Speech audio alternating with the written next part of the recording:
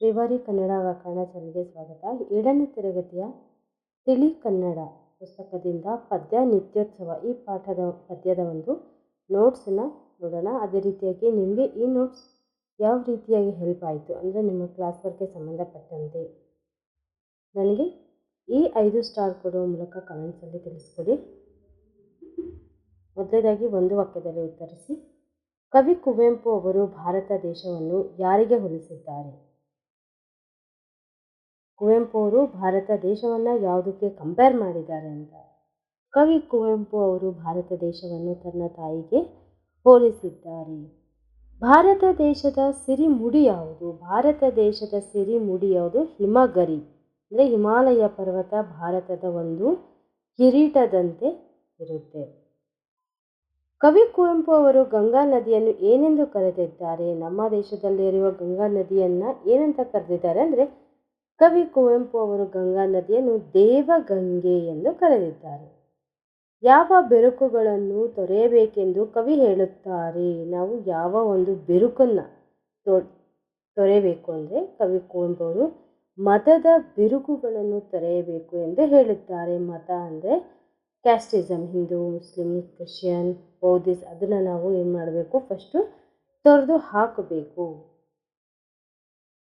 5ನೇಯದು, ಕವಿ ಕುವೆಂಪು ಜೀವನವನ್ನು ಯಾರಿಗೆ ಎರೆಯುವ ಎನ್ನುತ್ತಾರೆ? ಕವಿ ತನ್ನ ಒಂದು ಜೀವನವನ್ನು ಯಾರಿಗೆ ಧಾರೆ ಎರಿಬೇಕು ಅಂತ ಇದ್ದಾರೆ ಅಂದರೆ ಕವಿ ಕುವೆಂಪು ತಮ್ಮ ಜೀವನವನ್ನು ಭಾರತಾಂಬೆಯ ಗುಡಿಯನ್ನು ಕಟ್ಟಲು ಎರೆಯುವೆ ಎಂದಿದ್ದಾರೆ. ಭಾರತಾಂಬೆಯ ಗುಡಿಯನ್ನು ಕಟ್ಟಲು ನನ್ನ ಒಂದು ಸರ್ವಸ್ವವನ್ನು ಮುಡಿಪಾಗಿಡುತ್ತೀನಿ ಅಂತ ಹೇಳ್ತಾ ಇದ್ದಾರೆ. 2-3 ವಾಕ್ಯದಲ್ಲಿ ಉತ್ತರಿಸಿ. ಕುವೆಂಪು ಅವರು ಭಾರತದ ಪ್ರಾಕೃತಿಕ ಸಿರಿಯನ್ನು ಏನೆಂದು ವರ್ಣಿಸಿದ್ದಾರೆ ಅಂದರೆ ಭಾರತದ ಒಂದು ಪ್ರಾಕೃತಿಕ ಒಂದು ನೇಚರ್ ಯಾವ ಥರ ಇದೆ ಅಂತ ಹೇಳ್ತಾರೆ. ಭಾರತಾಂಬೆಯ ಮುಡಿಯನ್ನು ಹಿಮ ಪರ್ವತ ಆವರಿಸಿದೆ. ಭಾರತಾಂಬೆಯ ಒಂದು ಕಿರೀಟದಂತೆ ಇರುವ ಯಾವುದು? ಹಿಮ ಪರ್ವತ. ಅವಳ ಪಾದಗಳನ್ನು ಕಮಲಗಳು ತೊಳೆಯುತ್ತವೆ. ಅವಳ ಒಂದು ಪಾದಗಳು ಕಮಲಗಳು ತೊಳೆಯುತ್ತವೆ. ಇಲ್ಲಿ ಹಚ್ಚ ಹಸಿರಿನ ಪಚ್ಚೆ ಪೈರುಗಳು ಅವಳು ಹುಟ್ಟ ಸೀರೆಯಂತೆ ಕಾಣುತ್ತವೆ. ಹಚ್ಚ ಹಸಿರು ಏನಿದೆ ಅದು ಅವಳ ಉಟ್ಟುಕೊಂಡಿರುವ ಹಸಿರು ಸೀರೆಯಂತೆ ಕಾಣ್ತಾ ಇದೆ ಎಂದು ಕವಿ ಅವರು ಭಾರತದ ಪ್ರಾಕೃತಿಕ ಸಿರಿಯನ್ನು ವರ್ಣಿಸಿದ್ದಾರೆ.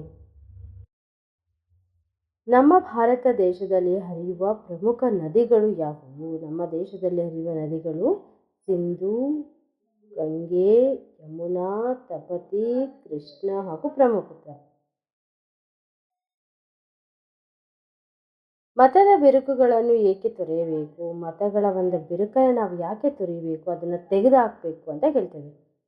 ಮತದ ಬಿರುಕುಗಳನ್ನು ನಾವು ತೊರೆಯಬೇಕು. ಏಕೆಂದರೆ ನಾವೆಲ್ಲರೂ ಭಾರತಾಂಬೆಯ ಮಕ್ಕಳು. ನಾವು ಭಾರತ ದೇಶದ ಮಕ್ಕಳು, ಭಾರತಾಂಬೆಯ ಮಕ್ಕಳು. ಒಂದೇ ತಾಯಿಯ ಮಕ್ಕಳಂತೆ ಒಟ್ಟಿನಿಂದ ಬದುಕಬೇಕು.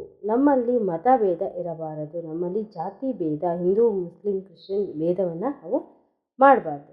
ಭಾಷೆಯ ಸಾಮರಸ್ಯದಿಂದ ಬದುಕಬೇಕು. ಅದೇ ರೀತಿಯಾಗಿ ನಾವು ಭಾಷೆಯಲ್ಲೂ ಸಹ ಹಿಂದೂ, ಮುಸ್ಲಿಂ, ನೀನು ಹಿಂದಿ ಮಾತಾಡ್ತೀಯ, ಕನ್ನಡ ಮಾತಾಡ್ತೀಯ, ಅದನ್ನು ನಾವು ಮಾಡಬಾರ್ದು.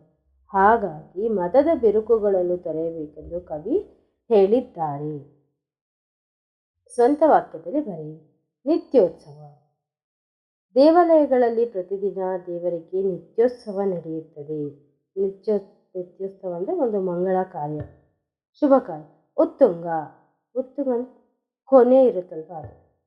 ಚಾಮುಂಡಿ ಬೆಟ್ಟದ ಉತ್ತುಂಗದಲ್ಲಿ ಮೈಸೂರು ಬಹಳ ಸುಂದರವಾಗಿ ಕಾಣುತ್ತದೆ. ಅಥವಾ ಭಾರತ ದೇಶದ ಉತ್ತುಂಗದಲ್ಲಿರುವ ಹಿಮಾಲಯ ಪರ್ವತವು ಸುಂದರವಾಗಿದೆ. ಹಿರಿಮೆ. ಹಿಮಾಲಯ ಪರ್ವತವು ನಮ್ಮ ದೇಶದ ಹಿರಿಮೆಯನ್ನು ಸಾರುತ್ತದೆ. ಸದ್ವಿಕಾಸ. ನಾವು ಜೀವನದಲ್ಲಿ ಸದ್ವಿಕಾಸವನ್ನು ಹೊಂದಬೇಕು. ಸದ್ವಿಕಾಸ ಅಂದರೆ ಜೀವನದಲ್ಲಿ ಏನೋ ಒಂದು ಗುರಿ. ಇತಿಹಾಸ. ಭಾರತದ ಇತಿಹಾಸವು ಜನರನ್ನು ಅಚ್ಚರಿಗೊಳಿಸುತ್ತದೆ. ಅಂದರೆ ನಮ್ಮ ಇತಿಹಾಸ ಅತಿ ಸುಂದರವಾಗಿದೆ, ಅದಕ್ಕೋಸ್ಕರ. ಮತ್ತು ಅದು ನಿಜವಾಗಿದೆ. ಕಿತ್ತೂರು ರಾಣಿ ಚೆನ್ನಮ್ಮ ಆಗಿರ್ಬೋದು, ರಾಣಿ ಲಕ್ಷ್ಮೀಬಾಯಿ ಆಗಿರ್ಬೋದು, ಸಂಗೊಳ್ಳಿ ರಾಯಣ್ಣ ಆಗಿರ್ಬೋದು, ಇವರೊಂದು ಇತಿಹಾಸವನ್ನು ಓದಬೇಕು ಅಂದರೆ ಅದು ನಮಗೆ ಅಚ್ಚರಿಯನ್ನು ತಿಳಿಸುತ್ತೆ. ಪದಗಳನ್ನು ಬಿಡಿಸಿ ಬರೆಯಿರಿ. ನಿತ್ಯೋತ್ಸವ, ನಿತ್ಯ ಉತ್ಸವ. ಉತ್ಸವ.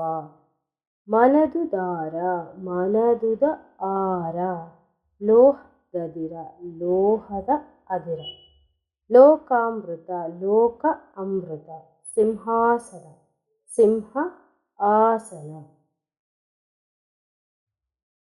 ಕವಿ ಕೆ.ಎಸ್. ನಿಸಾರ್ ಅಹಮದ್. ಈ ಪದ್ಯದ ಒಂದು ಕವಿ ಪರಿಚಯನ ಕವಿ ನಿಸಾರ್ ಅಹಮದ್. ಸ್ಥಳ: ಇವರು ಬೆಂಗಳೂರು ಜಿಲ್ಲೆಯ ದೇವನಹಳ್ಳಿಯಲ್ಲಿ ಜನಿಸಿದರು. ಇವರ ಜನನ ಫೆಬ್ರವರಿ 5, 1936. ಕೃತಿಗಳು: ಮನಸ್ಸು ಗಾಂಧಿ ಬಜಾರು, ನೆನೆದವರ ಮನದಲ್ಲಿ, ಸಂಜೆ 5ರ ಮಳೆ, ನಾನೆಂಬ ಪರಕೀಯ, ನಿತ್ಯೋತ್ಸವ, ನವೋಲ್ಲಾಸ, ಅಚ್ಚುಮೆಚ್ಚು, ಇದು ಬರೀ ಬೆಳಗಲ್ಲು ಅಣ್ಣ, ಇದು ಬರೀ ಬೆಳಗಲ್ಲು ಅಣ್ಣ. ಪ್ರಶಸ್ತಿ: ಮಾಸ್ತಿ ಪ್ರಶಸ್ತಿ, ರಾಜ್ಯ ಸಾಹಿತ್ಯ ಪ್ರಶಸ್ತಿ ಮತ್ತು ನಾಡೋಜ ಪ್ರಶಸ್ತಿ, ಕೆಂಪೇಗೌಡ ಪ್ರಶಸ್ತಿ ಮುಂತಾದ ಪ್ರಶಸ್ತಿಗಳು ಇವರಿಗೆ ಲಭಿಸಿವೆ.